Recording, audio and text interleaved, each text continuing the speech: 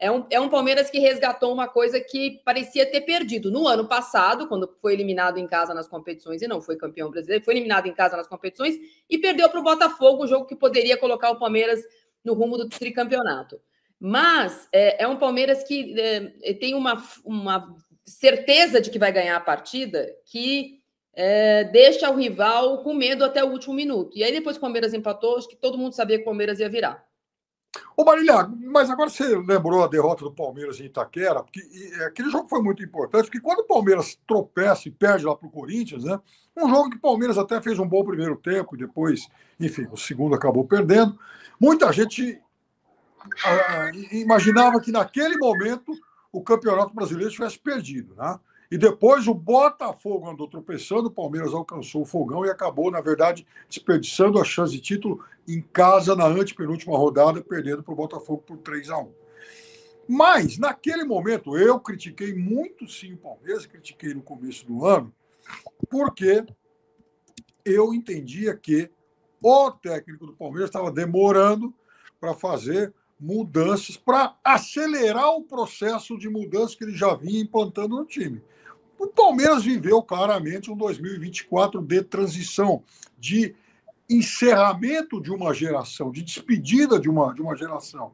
Uma geração importante com quem o Abel ganhou muito. Então, eu que estou do outro lado do balcão, e o torcedor também, muitas vezes a gente enxerga isso, e o técnico também, mais do que nós, ele já tinha identificado o problema, mas é muito difícil. Aí vem o fator humano, da gente, de alguém que ganhou tanto com um determinado grupo, ter que se desfazer desse grupo e de uma forma mais suave. Palmeiras, sabe, o Abel claramente não queria dispensar e falar: olha, esse cara não serve mais, está em disponibilidade. Então veja como foi difícil desapegar do Rony, né, de outro, enfim, do Zé Rafael, o próprio Veiga, que está no banco e que já está claramente também nesse processo de, talvez, descolamento do grupo, né? Ontem, por exemplo, entrou o Alan, entraram outros meninos e o Veiga não. Então, mas o Abel fez isso com jeito. No segundo Dudu, que foi um outro caso, mas também o extracampo ali pesou muito. Então, ele identificou claramente o problema em 2024 e, para mim, está muito claro agora que ele está montando um outro grupo muito vencedor. Diferente daquele, um grupo que vai sendo formatado também com a injeção de praticamente R$500 bilhão em reforços, só que, apesar de toda essa dinheirama investida, né, na reformulação da equipe, ele também recorre às categorias de base. Isso é importante. Ontem o Alan começou jogando, no segundo tempo o Luigi e Thales. Então, é um Palmeiras que também olha para dentro. E talvez isso seja diferente de outras equipes, porque mesmo investindo muita grana, é um Palmeiras que também vai se reforçar com a base. Não sei se o Palmeiras vai ganhar alguma coisa esse ano. Sabe aquela lanchonete que você gosta muito de frequentar, que tem lá o funcionário do mês na parede? Muito bem, o Palmeiras foi no futebol brasileiro o funcionário do mês de abril e vai sendo de maio. Daí a dizer que ele vai ser o grande funcionário do ano, está muito distante, até porque no segundo semestre não vai mais ter o Estevão. Mas é verdade também que começou muito bem. Ô, Pipo, aproveita, responde a nossa enquete. Vou pedir para você que está aqui nos comentários também responder. Quem pode parar o Palmeiras em 2025? Óbvio, nós estamos em maio. O Campeonato Brasileiro vai terminar no dia 21 de dezembro, viu, Piperno? Vai uma viagem depois, hein? 21 de dezembro. A partir do mês que vem, depois da data FIFA, tem um jogo e depois começa o Mundial de Clubes. E os mata-matas, assim como aconteceu no ano passado de Libertadores, começam em agosto. Essa semana ainda tem Copa do Brasil, que volta também só em julho. Piperno, quem pode parar esse Palmeiras? Você acha que o Palmeiras só tem rival nesse momento fora do Brasil? Então eu coloquei na nossa enquete Porto e os demais rivais do Mundial de Clubes. Ou você ainda acha que o Flamengo é o principal rival do Palmeiras nessa temporada? Lembrando que o nosso Melvin ontem, com um monte de problema físico, desfalque, Felipe Luiz... empatou só com o Botafogo em casa, mas o Palmeiras também só empatou com o Botafogo em casa. Tem que pegar lá o que eles fizeram no campeonato.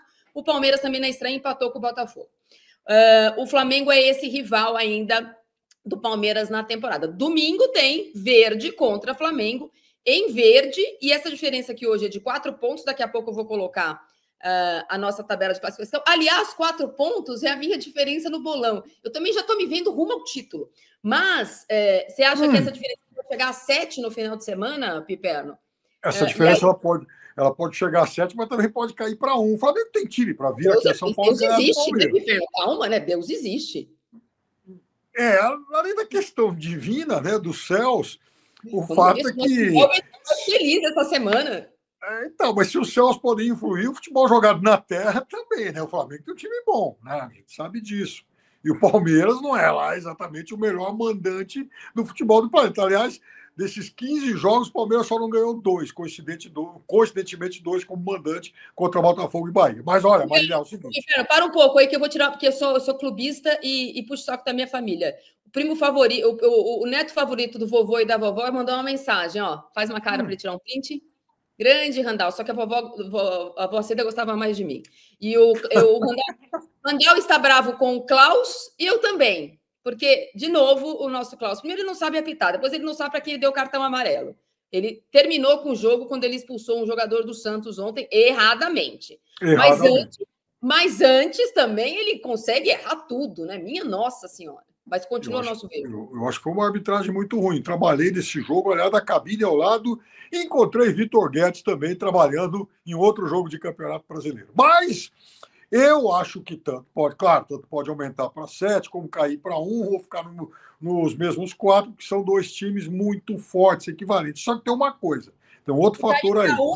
Não, se ficar igual em 3 que está agora... Não, 7, 4, 1. O Bragantino joga com quem? O Bragantino pode encostar? Não. Aí que está o negócio. O Bragantino... Não, e tem também o Cruzeiro. Né? O Cruzeiro é o outro que pode encostar. Né? Porque o Bragantino recebe em casa o Juventude. Sim. Depois do jogo, na segunda-feira. Né? E o Cruzeiro vai jogar fora com o Fortaleza. É um pouco mais difícil. O Cruzeiro, se o Palmeiras, por exemplo, perde e o Cruzeiro vence o jogo, a diferença entre eles cai para 2. Se o Palmeiras empata e o Cruzeiro vence, a diferença se reduz a 3. Então, é claro. Vai nos ajudar, vai, Corinthians. Então, eu assim, não sei se o Divino pode fazer muita coisa nesse jogo jogado na terra, mas tem um detalhe importante. Se o Palmeiras perder para o Flamengo, não vai abalar absolutamente em nada o trabalho do professor Abel, aquela coisa que a gente já falou aqui, a Leila garante, blina. Então, assim, o técnico do Palmeiras, se existe um personagem no futebol brasileiro que não corre nenhum risco de ir para a fila do desemprego, ter que buscar lá o seguro-desemprego e tal, é o professor Abel Ferreira, porque a Leila não vai demitir o professor Abel Ferreira, mesmo que ele perca todas as competições esse ano. Ponto. Agora, se o Palmeiras vence e abre 7, eu já não saberia dizer se o mesmo acontece com o professor Felipe Luiz, lembrando que tem sempre alguém rondando o Rio de Janeiro, de férias e tal. Jesus está entre nós. Então, Jesus está sempre entre nós, principalmente entre nós rubro-negros, né? Quer dizer, nos corações rubro-negros ele está sempre aí, né? Então, tem essa diferença, digamos, emocional, sim. No caso do Palmeiras, não vai mudar nada. Palmeiras, aliás, vai continuar líder do Brasileiro 100% em Libertadores. Ponto. Se o Flamengo tropeçar, aí a gente sabe que... Tem 2 jogos muito difíceis para o Felipe, né? Só para pontuar aqui. Além desse empate com o Botafogo, cheio de reclamações depois, e a contusão do Dela Cruz, e o Arrascaeta, e o Pedro, e não sei o que lá. Essa semana tem o Botafogo da Paraíba, está praticamente classificado, mas na sequência o Flamengo tem o Palmeiras fora de casa, que vai ser um jogo muito difícil, não dá para poupar. E tem o Tátira, que é, obviamente, o time mais fácil para ser. Não pode brincar, porque brincou com o Central Córdoba, perdeu, né, Pipo? Aí que tá o negócio. Você tocou para mim no ponto mais sensível. Então o Palmeiras vai poder jogar com força máxima, super concentrado contra o Flamengo, porque no meio de semana seguinte, o Palmeiras vai ter um amistoso de luxo. Ele já é o primeiro na fase de grupos e ponto final. Se quiser escalar o sub-12, lindo. O Flamengo não vai poder se dar o luxo de fazer isso. Então é um Flamengo que certamente vai dispersar um pouco as atenções. E veja, é o Palmeiras, Marília, eu venho chamando atenção para isso já faz tempo, E aí não é culpa dele, não é culpa da CBF, mas há uma coincidência que poderia ter atrapalhado muito o Flamengo, o Palmeiras, nesse início de Campeonato Brasileiro, mas na frente pode acabar ajudando.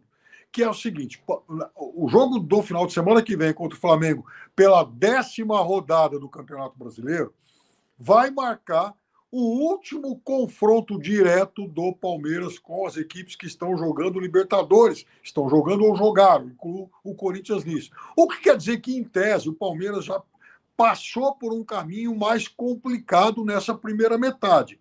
Quando chegar no segundo turno, na 10ª rodada do segundo turno, se o Palmeiras olhar para baixo e falar, puxa vida, eu ainda sou líder, vai ficar muito claro que de lá para frente o Palmeiras vai ter um caminho, em tese, menos complicado. Que veja, o Palmeiras já pegou Flamengo, Bahia, Internacional, Corinthians, Botafogo. O Palmeiras pegou todo mundo, Fortaleza fora. O Palmeiras pegou todo mundo que está jogando Libertadores. O Flamengo não, o Cruzeiro não. Então, para essa turma, o caminho promete ser mais difícil daqui para frente.